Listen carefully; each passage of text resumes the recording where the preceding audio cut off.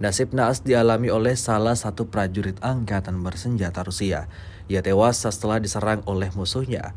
Rekamannya ramai beredar di media sosial Telegram pada Jumat 2 Juni 2023. Pengintaian udara dari Brigade Hunter ke-68 Ukraina benar-benar tidak mengizinkan prajurit Rusia untuk beristirahat. Di suatu wilayah yang tidak disebutkan namanya, prajurit Rusia terdeteksi oleh drone yang dioperasikan Ukraina saat sedang beristirahat dengan tenda yang dipasangnya. Tampak ia duduk beristirahat seorang diri. Tak butuh waktu lama, serangan UAV Ukraina langsung datang menghantam. Alhasil, posisi target porak-poranda. Prajurit yang menjadi korban tampak bersimbah darah. Video ini viral dan menuai beragam respon dari warganet.